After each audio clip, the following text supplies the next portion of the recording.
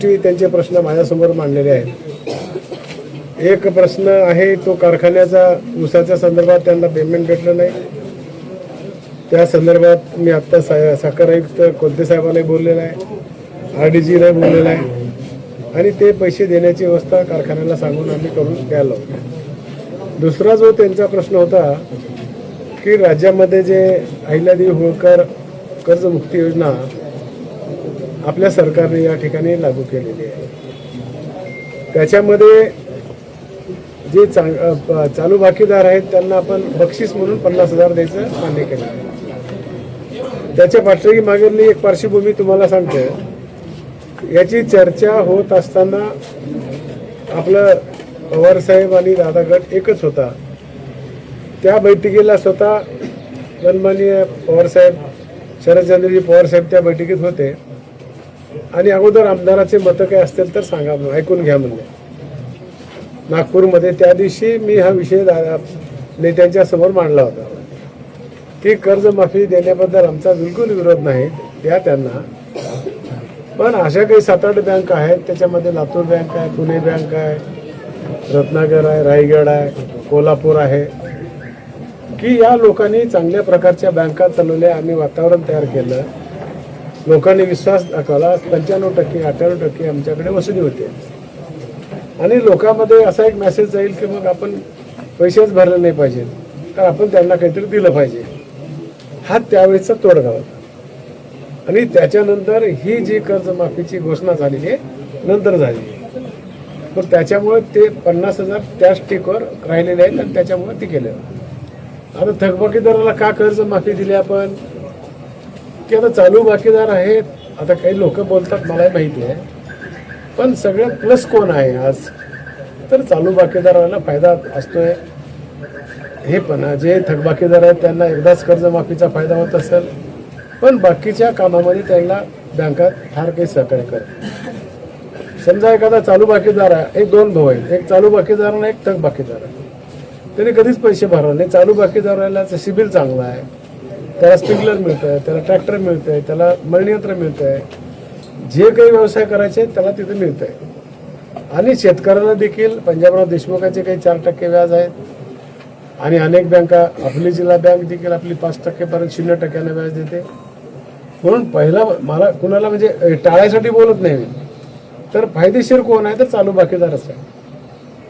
त्याच्यामुळं सरकारने जे लोक आता बंद आहेत त्यांना काहीच व्यवहार करता येत नाही, सरकारने त्यांना अगोदर मदत करावी म्हणून थक बाकीदार लोकांना 2 लाखापर्यंत अगोदर कमी द्यायचं ठरलं होतं, तर 2 लाखापर्यंत कर्ज मुक्ती करायचं धोरण अवलंबलं आहे. त्याच्यासाठी 56 लाख लोक आपल्या राज्यामध्ये आहेत. 36 कोटी केलं होतं. पुन्हा मग सरकार मुख्यमंत्री महोदयांनी अशा सरकार शेतकऱ्याच्या काही सूचना आल्या, मग त्याला देखील सरसकटच करून टाकलं 2 लाख. त्याच्यामुळं पुन्हा आपल्या लोकांचा समावेश झाला आणि 40,000 कोटीची हे अमाऊंट व्हायला लागले. मग त्याच्यासाठी मग कर्ज माफी कुणाला नको, त्याच्यासाठी मागं 2017ला काहीतरी ठाकरे साहेबांनी कर्ज माफी केली होती आणि त्यावेळेस अपात्र लोक केले होते काही. तर आपण देखील अपात्र का केलो की ज्या लोकांकडे ऐपत चांगली आहे, दुसरा व्यवसाय आहे, इन्कम टॅक्स भरते, अशा लोकांना ह्याची गरज नाही म्हणून ते बाजूला काढले. जवळजवळ साधारणतः ते 1 लाखाच्या आसपास ते लोक आहेत आणि 40,000 आपले कर्मचारी, 1,40,000 अशा लोकांना आपण या कर्ज मुक्तीचा लाभ देत नाही. आता बाकीचे हे थकबाकीदाराला काय द्यायचं आहे की आता सगळी यांची गाडी बंद आहे, त्याच्यामुळं ह्या लोकांना कर्जमुक्तीचे पैसे द्यायचे आणि पुन्हा आता पण कर्ज माफी जी झाली मागं त्यावेळेस पुन्हा कर्ज दिलंच नाही त्या बँकांनी. पण आज आपण असं कंपल्सरी केलं की जेवढं कर्ज मूळ आहे त्याचं क्षेत्र बघून त्या ठिकाणी सगळं कर्ज पुन्हा त्यांना वाटप करा, की ते पुन्हा थकबाकीत राहणे किंवा त्यांच्या संसाराला अडचणी पडणे, म्हणून हा निर्णय घेतला आहे. आणि चालू बाकीदार त्यांचं तर आता रेग्युलर आहे, त्यांनी खतं घेतलेत, सगळं काम चालू आहे, मग त्यांना देखील आपल्याला इन्सेंटिव्ह किंवा बक्षीस म्हणून 50,000 द्यायचे. तर यांच्यासाठी देखील आपण काही 8 दिवसाची आठ घातली नाही किंवा 1 महिन्याची घातली नाही. 27 मार्च 2000 31 मार्च 2027 पर्यंत ह्या लोकांनी पैसे भरायचे. कुणी ह्या लोकांनी आणि ह्या लोकांचे जे पैसे भरत किंवा हेअरकट जे लावलाय हेअर कट हा राष्ट्रीयकृत बँका लावला आहे, तर त्याच्यामध्ये एखाद्या कर्जदाराचे पैसे 2.5 लाख आहेत. त्या बँकेमध्ये अशा प्रकारचे काही सभासद असतील तर ते बँक 0 NPA करायसाठी ते आपल्या प्रॉफिटमधून त्या लोकांची तरतूद करून ठेवतात.